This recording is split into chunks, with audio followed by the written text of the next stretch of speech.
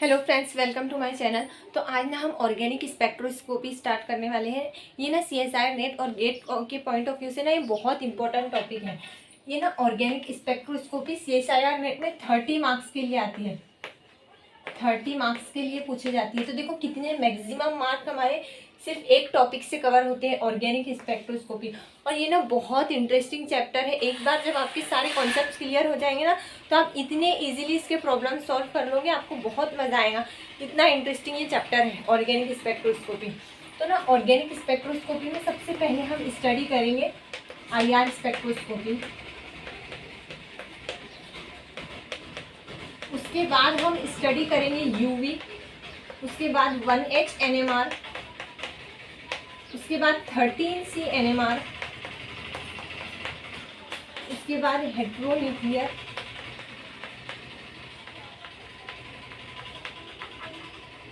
और स्पेक्ट्रोस्कोपी।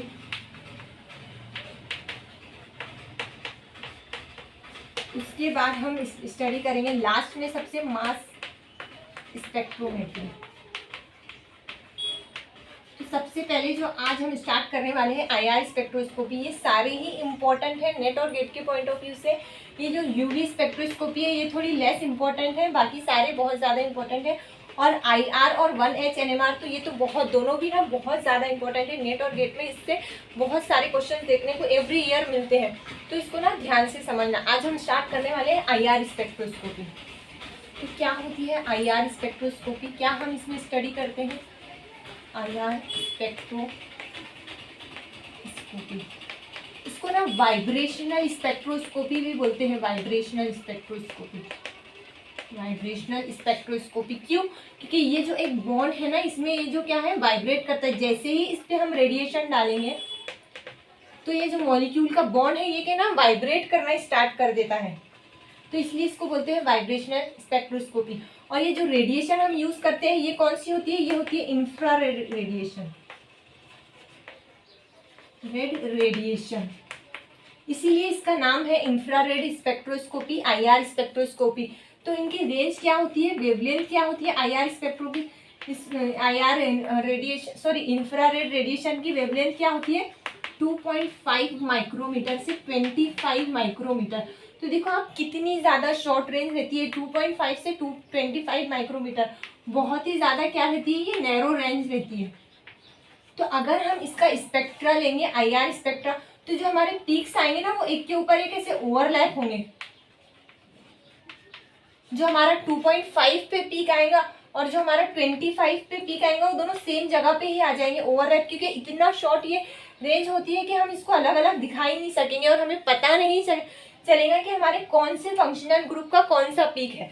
तो इसको ना, इस प्रॉब्लम को दूर करने के लिए हम क्या करते हैं, ये जो वेवलेंथ है ना हमारी,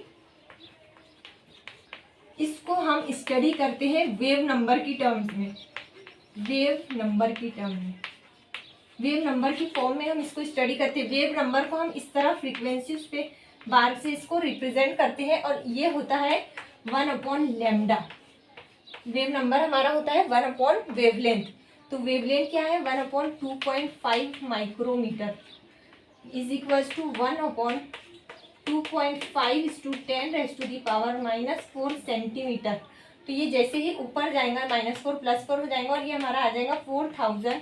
ये सेंटीमीटर ऊपर जाने के बाद सेंटीमीटर इनवर्स, 4000 सेंटीमीटर इनवर्स। और हमारा 25 माइक्रोमीटर आ जाएगा 400 सेंटीमीटर इनवर्स। तो अब ना ये देखो कितना ब्रॉड रीजन है ये हमारा, 400 से लेके 4000 तक। तो ये जो रीजन होता है हमारा, ये होता है ब्रॉड। इसमें अब जो पीक हमारे आएंगे IR के, वो कहाँ आते हैं? वो बहुत दूर दूर आते हैं एक दूसरे से। तो ये होती है हमारे IR की रेंज, जिसको हम सेंटीमीटर इनवर्स में मेजर करते हैं। तो ये क्या है? हमारी फ्रीक्वेंसी की रेंज है। फ्रीक्वेंसी रेंज 400 से लेकर 4000 सेंटीमीटर इनवर्स। याद रखने के लिए भी आसान है, देखो 442030, इस तरह से आप याद रख सकते हैं कि 400 से 4000 तक हमारा क्या रहता? IR स्पेक्ट्रोस्कोपी की फ्रीक्वेंसी रहती। तो अब ना ये जो IR स्पेक्ट्रोस्कोपी रहती है हमें क्या बनाती? इस रीजन में हमारे क्या होंगे? इसमें ना हमारे फंक्शनल ग्रुप रहेंगे।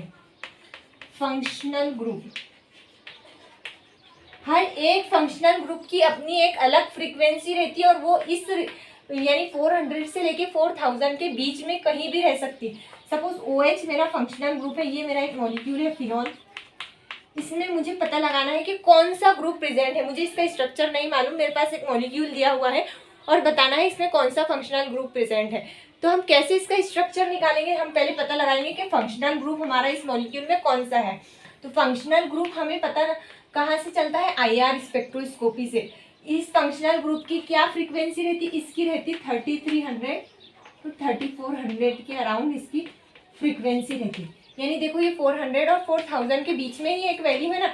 इसी तरह है हर एक फंक्शनल ग्रुप की अपनी अपनी एक अलग फ्रीक्वेंसी रहती है, जिससे हम पता लगा सकते हैं कि हमारे मॉलिक्यूल में कौन सा फंक्शनल ग्रुप है। तो IR स्पेक्ट्रोस्कोपी बेसिकली हमें बताती क्या है, ये हमें बताती है क्या, फंक्शनल ग्रुप हमें इससे पता चलते हैं। अब ना कौन से मॉलिक्यूल IR एक्टिव है और कौन से IR इनएक्टिव है, ये हमें कैसे पता चलेगा। यानी किन के पीक्स आएंगे IR स्पेक्ट्रो में और किसके पीक्स नहीं आएंगे। यानी जो IR इनएक्टिव रहेंगे उनका क्या कोई सिग्नल हमारे IR स्पेक्ट्रल में नहीं आएगा, यानी जो इनएक्टिव रहेंगे।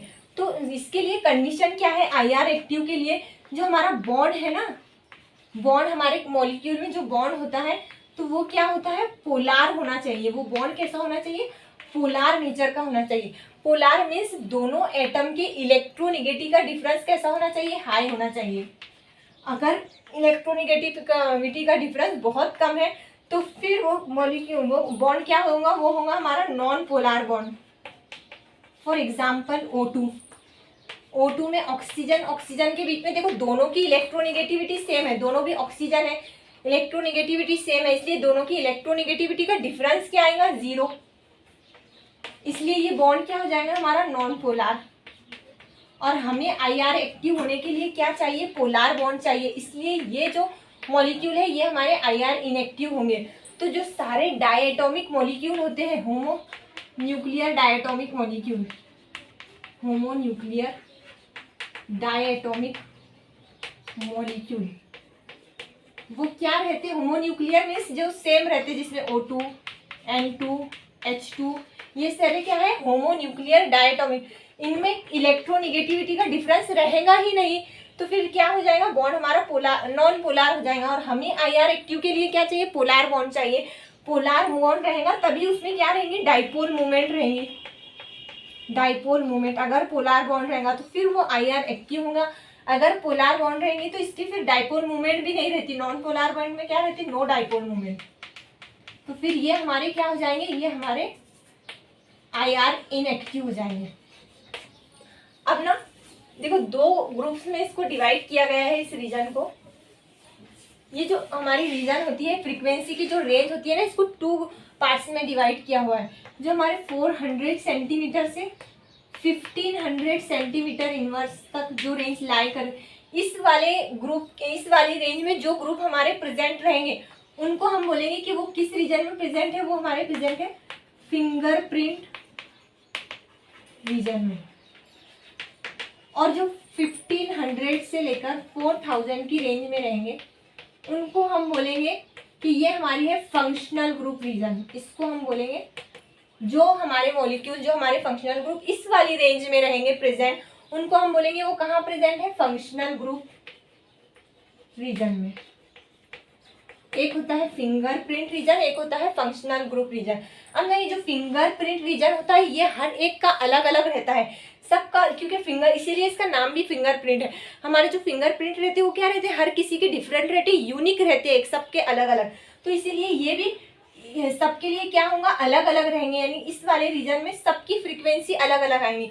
यानी जो क्लोरीन फ्लोरीन ब्रोमीन सारे हेलोजन से इनकी सबकी क्या फ्रीक्वेंसी अलग अलग रहेंगी। और ये कहाँ लाए करेंगे, ये फिंगरप्रिंट ग्रुप में लाए करेंगे, क्योंकि इसका मतलब ये है कि सबके अलग अलग फ्रीक्वेंसी रहेंगे। इसमें कौन से आते हैं फिंगरप्रिंट रीजन में, इसमें ना बेंडिंग वाइब्रेशन आते हैं। अभी हम ये देखेंगे क्या होते हैं बेंडिंग वाइब्रेशन। और इस वाले रीजन में कौन से वाइब्रेशन आते हैं, इसमें ना स्ट्रेचिंग वाइब्रेशन आते हैं। अब ना एक मॉलिक्यूल है हमारा प्राइमरी अल्कोहल और एक है सेकेंडरी अल्कोहल। दोनों में 3 कार्बन है, दोनों में 3 कार्बन और दोनों में फंक्शनल ग्रुप क्या है, सेम है। अब फंक्शनल ग्रुप दोनों में OH है, OH की स्ट्रेचिंग फ्रीक्वेंसी क्या रहती है 3400। तो दोनों की फ्रीक्वेंसी, दोनों भी फंक्शनल ग्रुप तो दोनों में सेम है, तो दोनों की फ्रीक्वेंसी कहाँ क्या रहेंगी, सेम रहेंगी। तो फिर हमें पता कैसे चलेगा कि दोनों का नेचर अलग अलग है, इसमें प्राइमरी है इसमें सेकेंडरी है। तो इसके जो स्ट्रेचिंग मोड रहती है यानी 300, ये क्या है हमारी इसकी स्ट्रेचिंग फ्रीक्वेंसी है। ये 3400 जो आई है OH की, ये क्या है इसकी स्ट्रेचिंग फ्रीक्वेंसी है। तो ये तो सेम रहेंगी दोनों ही केसेस में, यानी फंक्शनल ग्रुप रीजन में ये दोनों क्या करेंगे, दोनों भी सेम ही ने बताएगा, दोनों की OH फ्रीक्वेंसी सेम। लेकिन इसके जो बेंडिंग वाइब्रेशन रहेंगे इस वाले मॉलिक्यूल के और इसके बेंडिंग वाइब्रेशन दोनों की मॉलिक्यूल के लिए अलग अलग रहेंगे, क्योंकि ये प्राइमरी OH है और ये सेकेंडरी OH है। इसलिए फिंगरप्रिंट रीजन ना सबको अलग अलग आइडेंटिफाई करने के लिए हम फिंगरप्रिंट रीजन यूज करते हैं। अब ना बेंडिंग मोड, वाइब्रेशनल मोड क्या होते हैं ये देखेंगे हम। वाइब्रेशन हमारा बॉन्ड किस तरह से करता है, वाइब्रेशनल मोड्स हम स्टडी करेंगे। ये हमारा जो बॉन्ड है ये किस किस तरह से वाइब्रेट कर सकता है, ए और बी के बीच में ये जो बॉन्ड है किस तरह से वाइब्रेट कर सकता है। दो होते हैं, एक होती है स्ट्रेचिंग वाइब्रेशन और दूसरे होते हैं बेंडिंग वाइब्रेशन। बेंडिंग वाइब्रेशन 4 होते हैं, स्ट्रेचिंग वाइब्रेशन 2 होते हैं। एक होते हैं सिमेट्रिकल स्ट्रेचिंग वाइब्रेशन, और दूसरे रहते हैं हमारे एसिमेट्रिक स्ट्रेचिंग वाइब्रेशन। अब ना ये होते कैसे हैं, सपोज ये एक मेरा H2O मॉलिक्यूल है, इसके दोनों बॉन्ड को मैं खींचूं पकड़ के नीचे की तरफ सेम डायरेक्शन में, तो ये इस तरह से हो जाएगा लॉन्ग। तो ये जब दोनों डायरेक्शन में सेम डायरेक्शन में मैं खींचूंगी तो ये क्या होंगे, सिमेट्रिकल स्ट्रेचिंग। अगर मैं इसको शॉर्ट करूं, इसको इस डायरेक्शन में और इसको भी इसी डायरेक्शन में, यानी दोनों की डायरेक्शन क्या है, वाइब्रेशन की सेम है, तो अब ये बॉन्ड मेरे दोनों ही शॉर्ट हो जाएंगे, दोनों की डायरेक्शन क्या है, सेम है।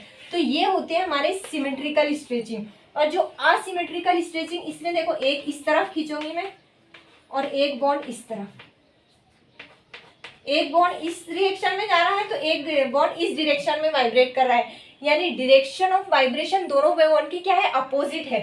तो एक बॉन्ड हमारा शॉर्ट होगा और एक हमारा लॉन्ग होगा, तो इसमें हम क्या बोलेंगे, ये कैसी है, असिमेट्रिक वाइब्रेशन। ये दोनों ही सिमेट्रिक और असिमेट्रिक वाइब्रेशन इन प्लेन होते हैं, यानी ये हमारी एक पूरी प्लेन सरफेस है बोर्ड की, इसी में मैं नीचे खींच रही हूँ और इसी में मैं इसको शॉर्ट कर रही हूँ, तो ये क्या होते हैं, इन प्लेन होते हैं। और जो बेंडिंग होते हैं ना, इसमें 2 होते हैं आउट ऑफ प्लेन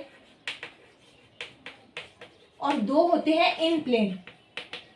2 होते हैं हमारे इन प्लेन और 2 रहते हैं आउट ऑफ प्लेन। इसमें रहता वैगिंग और ट्विस्टिंग, इसमें रहता सीजरिंग और दूसरा रहता रॉकिंग।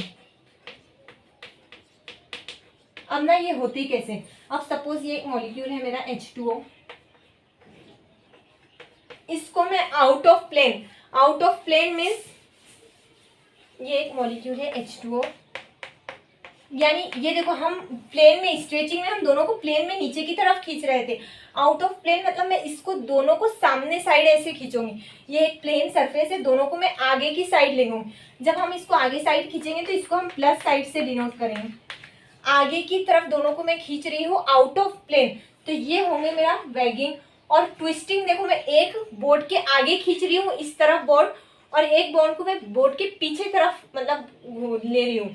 आप ऐसे समझे, इस तरफ एक इस तरफ और एक मैं इस तरफ मोड़ रही हूँ, ऐसे एक इस तरफ मोड़ रही हूँ और एक इस तरफ मोड़ रही हूँ, ये बॉन्ड को मैं पीछे साइड फोल्ड करूंगी।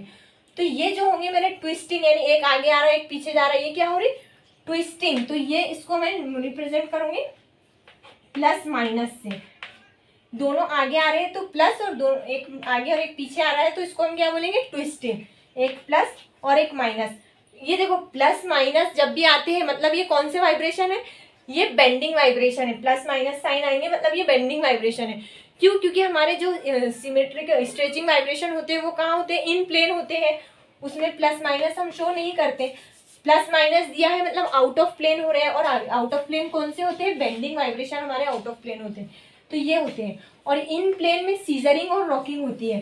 जैसे इसमें ना बॉन्ड देखो, हमारे स्ट्रेचिंग वाइब्रेशन में क्या हो रही थी, बॉन्ड लेंथ चेंज हो रही थी, बॉन्ड लेंथ कम ज़्यादा हो रही थी।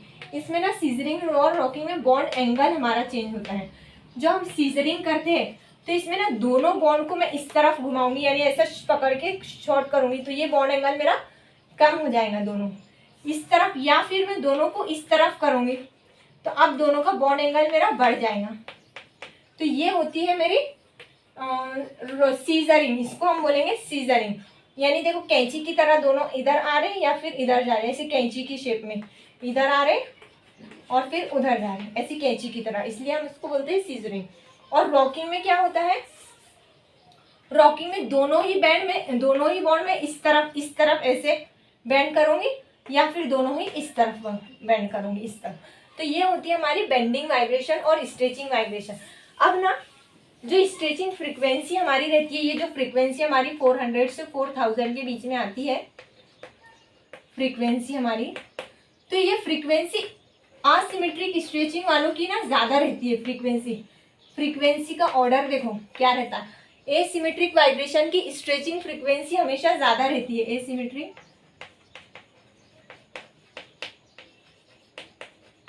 की फ्रीक्वेंसी ज़्यादा रहती है सिमेट्रिक स्ट्रेचिंग से।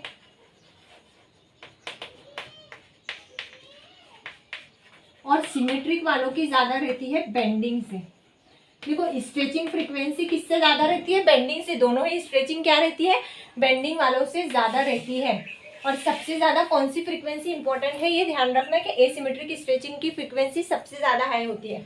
अब ना एक इम्पोर्टेंट पॉइंट ध्यान से समझो कि अगर हमारा कोई फंक्शनल ग्रुप है जिसमें दो एटम सेम है, जैसे NH2 प्राइमरी अमाइन ये हमारा है, इसमें दो एटम क्या है, दोनों भी हाइड्रोजन सेम है। तो अगर हमारे किसी फंक्शनल ग्रुप में दो एटम सेम रहते हैं तो हमारे IR स्पेक्ट्रा में उसके दो पीक्स आएंगे,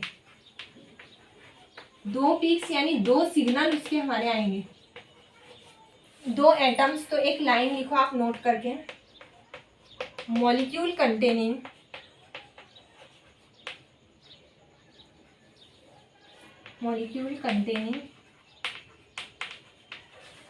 two or more than two identical atoms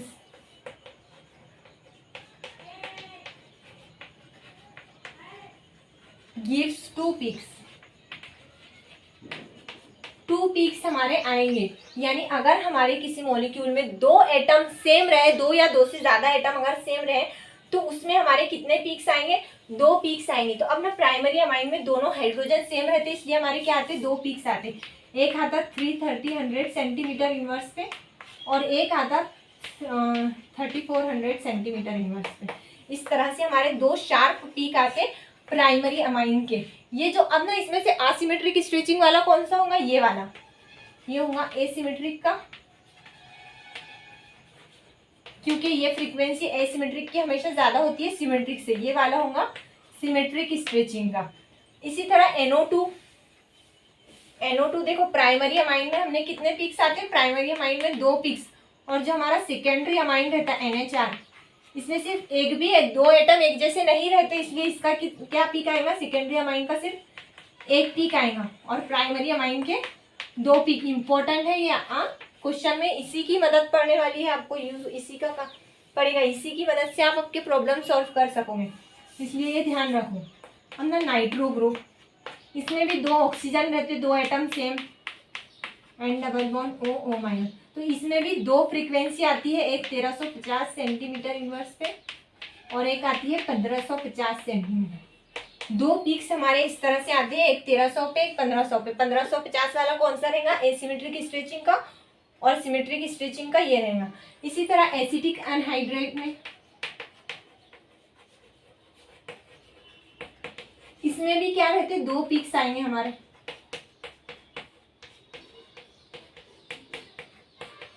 इसमें देखो दो कार्बोनिल रहते, यानी दो ग्रुप हमारे क्या रहते, सेम रहते, इसलिए इसमें भी दो पीक्स आते। एसिटिक एनहाइड्रेट के कितने पीक आते, टू पीक्स आते। एक आता 1760 सेंटीमीटर इनवर्स, और एक आता है 1810 पे, 1810 सेंटीमीटर इनवर्स पे 2 पीक्स आते हैं। इस तरह से जिसमें भी हमारे मॉलिक्यूल में 2 आइडेंटिकल एटम रहेंगे उनके 2 पीक्स हमारे आते हैं। अब ना हम देखेंगे factors affecting frequency, factors affecting IR frequency, IR frequency. अब ये जो हमारी फ्रीक्वेंसी है 400 से लेके 4000 सेंटीमीटर के बीच में आ रही है, तो ये फ्रीक्वेंसी हमारी जो है किस किस वजह से, किस किस फैक्टर्स की वजह से बढ़ सकती है और कम हो सकती है। क्या क्या हमारे फैक्टर्स हो सकते हैं जिनकी वजह से ये फ्रीक्वेंसी बढ़ भी सकती है और कम भी हो सकती है। तो इसका ना एक फॉर्मूला होता है h/2π √k/μ। इम्पोर्टेंट है, ये ध्यान रखना है फॉर्मूला। फ्रीक्वेंसी का फॉर्मूला क्या होता है h/2π। तो ये h/2π तो कांस्टेंट होता है, ये k होता है फोर्स कांस्टेंट, और फोर्स कांस्टेंट क्या रहता है, डायरेक्टली प्रोपोर्शनल रहता है। किसके फोर्स कांस्टेंट डायरेक्टली प्रोपोर्शनल रहता है, बॉन्ड स्ट्रेंथ के। यानी जितना ज्यादा हमारा बॉन्ड स्ट्रॉन्ग रहेगा उतना ज्यादा हमारा क्या रहेगा, के रहेगा। और के और फ्रीक्वेंसी कैसे रहती है, mu is directly proportional to √k, direct relation है ना दोनों का। तो अगर के बढ़ेगा तो बॉन्ड हमारा स्ट्रॉन्ग होगा, बॉन्ड स्ट्रेंथ बढ़ेगी, और फिर फ्रीक्वेंसी हमारी क्या होंगी, इंक्रीज होंगी। यानी ये बहुत इंपॉर्टेंट पॉइंट है कि फ्रीक्वेंसी हमारी डायरेक्टली प्रोपोर्शनल रहती है बॉन्ड स्ट्रेंथ के। बहुत ज़्यादा इंपॉर्टेंट पॉइंट है ये कि जितना ज़्यादा हमारा स्ट्रॉन्ग बॉन्ड रहेगा उतनी ज़्यादा हमारी फ्रीक्वेंसी रहेगी। यानी अगर C�ट्रिपल बॉन्ड C है, C�डबल बॉन्ड C और C सिंगल बॉन्ड C है, सबसे ज़्यादा फ्रीक्वेंसी किसकी रहेंगी, इस वाले की। और जनरली भी किसी भी ग्रुप में जिसका बॉन्ड ज़्यादा स्ट्रॉन्ग रहेगा उसकी फ्रीक्वेंसी क्या रहेंगी, हाई रहेंगी। तो C�ट्रिपल बॉन्ड C की फ्रीक्वेंसी ज़्यादा होती है क्योंकि ये सबसे ज़्यादा स्ट्रॉन्ग बॉन्ड होता है, फिर ये उससे थोड़ा वीक होता है और ये सबसे वीक होता है, तो इसलिए इसकी फ्रीक्वेंसी सबसे कम रहेगी। उसके बाद जो सेकेंड फैक्टर है हमारा, पहला है फोर्स कांस्टेंट, सेकेंड है रिड्यूस्ड मास। देखो सेकेंड है हमारा रिड्यूस्ड मास। पहला तो फ्रीक्वेंसी हमारी डायरेक्टली प्रोपोर्शनल रहती है बॉन्ड स्ट्रेंथ के। पहला फैक्टर क्या है, बॉन्ड स्ट्रेंथ। सेकेंड है रिड्यूस्ड मास। इस म्यू को हम बोलते हैं रिड्यूस्ड मास। तो ये फ्रीक्वेंसी इनवर्सली प्रोपोर्शनल होती है √μ के। यानी अगर एटम का मास इंक्रीज होगा, ये क्या है, रिड्यूस्ड मास। अगर हम एटम का मास इंक्रीज करेंगे तो फ्रीक्वेंसी हमारी क्या होगी, फ्रीक्वेंसी डिक्रीज होंगी। दोनों आपस में कैसे इनवर्सली रिलेशन है। तो देखो Cl, ये C बॉन्ड Cl है, C बॉन्ड Br है और C बॉन्ड I है। इसमें सबसे ज़्यादा मास आयोडीन का, इसलिए इसकी फ्रीक्वेंसी सबसे कम होगी। Cl फिर Br फिर I, इसकी होती है 700, इसकी 600 और इसकी 500 सेंटीमीटर। इसकी फ्रीक्वेंसी सबसे कम होगी। और ये हेलोजन काय में आते हैं, हमारे बेंडिंग वाइब्रेशन में आते हैं। है तो सारे हेलोजन ही, लेकिन सबकी फ्रीक्वेंसी क्या आएंगे, अलग अलग आएंगे। बेंडिंग वाइब्रेशन यानी फंक्शनल ग्रुप में आते हैं, फंक्शनल ग्रुप रीजन में सारे हेलोजन की फ्रीक्वेंसी आती है। जो थर्ड फैक्टर है और जो बहुत ज़्यादा इंपॉर्टेंट फैक्टर है हमारा, वो है रेजोनेंस, या फिर जिसको आप बोलो कॉन्जुगेशन। अब ना अगर हम रेजोनेंस इंक्रीज करते हैं, रेजोनेंस या फिर कॉन्जुगेशन क्या होती है, इनवर्सली प्रोपोर्शनल होती है फ्रीक्वेंसी के। फ्रीक्वेंसी के क्या होती है, इनवर्सली प्रोपोर्शनल होती है रेजोनेंस। सपोज ये एक है मेरा कार्बोनिल मॉलिक्यूल और ये एक है अल्फा बीटा सैचुरेटेड।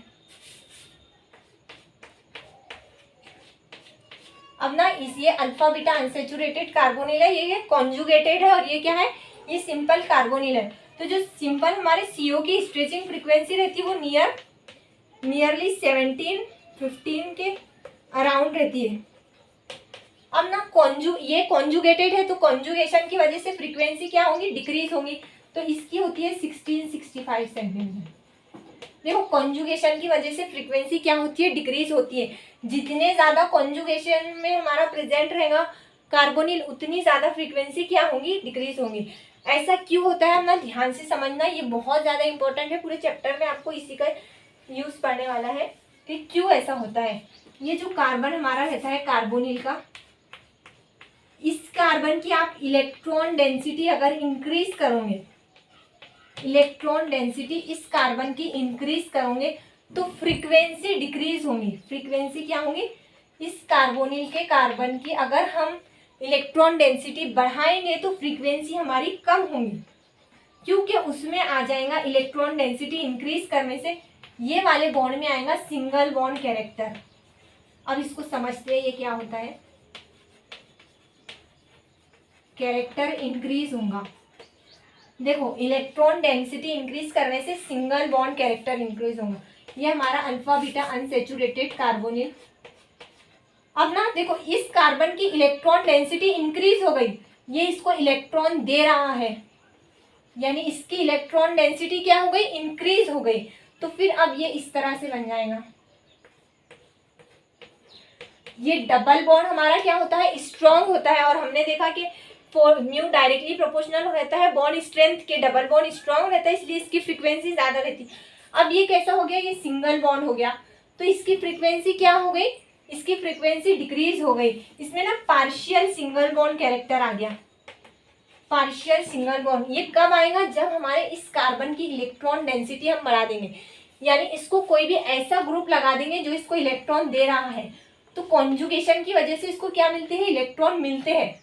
ये इसको इलेक्ट्रॉन देगा, अब ये सिंगल बॉन्ड बन गया तो ये वीक हो गया, इसलिए इसकी फ्रीक्वेंसी अब क्या हो गई, कम हो गई। इसलिए यही रीजन है कि रेजोनेंस की वजह से फ्रीक्वेंसी क्या होती है, डिक्रीज होती है।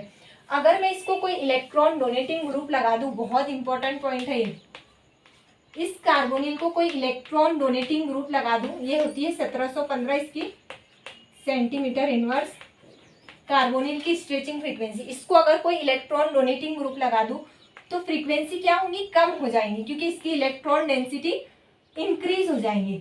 अगर मैं इस पे कोई इलेक्ट्रॉन विथड्रॉइंग ग्रुप लगा दूं, अब ना ये इसके पास से इलेक्ट्रॉन खींचेगा, ये इसके पास से इलेक्ट्रॉन खींचेगा तो ये इसको इलेक्ट्रॉन देगा। अब इसमें ना ट्रिपल बॉन्ड कैरेक्टर आ गया, ट्रिपल बॉन्ड के अगर यहाँ पे इलेक्ट्रॉन विथड्रॉइंग ग्रुप है तो वो यहाँ से इलेक्ट्रॉन खींचेगा, ये triple bond, partial triple bond character इसमें आ रहा है, यानी बॉन्ड और ज्यादा इंक्रीज हो रहा है। तो अब फ्रीक्वेंसी हमारी क्या होंगी, इंक्रीज होंगी। यानी अगर इसकी कार्बन की इलेक्ट्रॉन डेंसिटी हम कम कर देंगे तो हमारी फ्रीक्वेंसी क्या होंगी, इंक्रीज होंगी। तो अब वो 1715 से ज्यादा रहेंगी। अगर डोनेटिंग ग्रुप है तो इलेक्ट्रॉन डेंसिटी कार्बन की इंक्रीज होंगी, और इलेक्ट्रॉन डेंसिटी होंगी इंक्रीज होंगी तो इसमें पार्शियल बॉन्ड आएगा, ये कैरेक्टर आएगा, ये बॉन्ड वीक हो जाएगा, और फिर अब उसकी फ्रीक्वेंसी इस 1715 से कम होंगी, यानी 1600 की रेंज में आ जाएंगी, 1680 या फिर 1660 इस तरह से ये हमारी हो जाएंगी फ्रीक्वेंसी। अब ना देखो इस पे मैं लगा देती हूँ Cl, C double bond O Cl। तो ये क्या है हमारा इलेक्ट्रॉन। अब आप बोलोगे इसके पास है लोन पेयर, लोन पेयर से ये इसको इलेक्ट्रॉन देगा तो इसकी फ्रीक्वेंसी डिक्रीज हो जाएंगी। तो इसमें ऐसा नहीं होता, बिकॉज हेलोजन के केस में हेलोजन का माइनस आई इफेक्ट स्ट्रॉन्ग रहता है, स्ट्रॉन्ग रहता है, और जो प्लस एम रहता है वो क्या रहता, वीक रहता। माइनस आई इफेक्ट स्ट्रॉन्ग रहता, इसलिए हम हिंदी में लिखो, इसलिए हम प्लस एम को कंसीडर नहीं करते।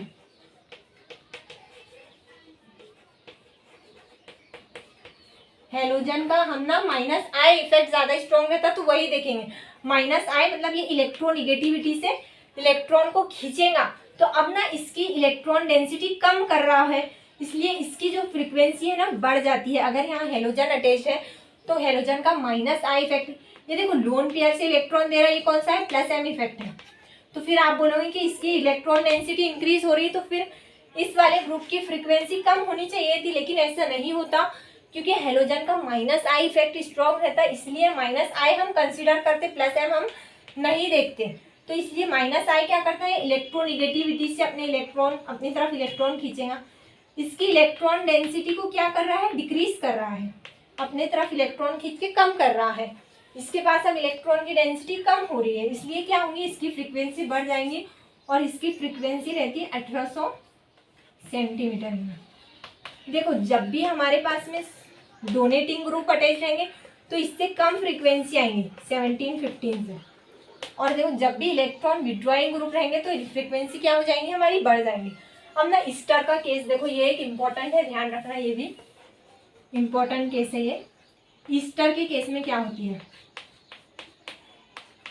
अब ईस्टर के केस में ये इलेक्ट्रॉन डोनेटिंग ग्रुप है, प्लस m से इलेक्ट्रॉन डोनेट कर रहा है, तो फ्रीक्वेंसी क्या होनी चाहिए थी, डिक्रीज होनी चाहिए थी, लेकिन इस वाले केस में फ्रीक्वेंसी भी इंक्रीज होंगी। अब क्यों ऐसा होता है, देखो जैसे इसने इसको डोनेट किया, ये यहाँ आ गया, तो ये हमारा फॉर्म हुआ,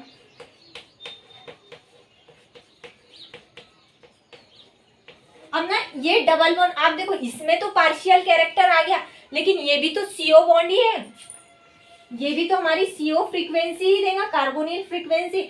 इसमें तो डबल बॉन्ड है और साथ में ऑक्सीजन पे पॉजिटिव चार्ज है, यानी डबल बॉन्ड और ज्यादा स्ट्रांग हो गया, तो अब तो फ्रीक्वेंसी बढ़ जाएगी। ये बॉन्ड वीक हो रहा है, इसमें पार्शियल कैरेक्टर आएगा इलेक्ट्रॉन डोनेट करने, लेकिन ये जो बॉन्ड बन रहा है ये और ज्यादा स्ट्रांग हो रहा है, और ये भी तो कार्बोनिल फ्रीक्वेंसी ही है, CO फ्रीक्वेंसी आएंगी इसकी भी, क्योंकि ये भी तो CO बॉन्ड है, इसलिए ईस्टर की हमारी आती है CO फ्रीक्वेंसी 1735 से लेकर 1770 सेंटीमीटर के बीच में, इनवर्स में ये होती है हमारी ईस्टर की फ्रीक्वेंसी, जो 1715 से क्या होती है, ज़्यादा होती है।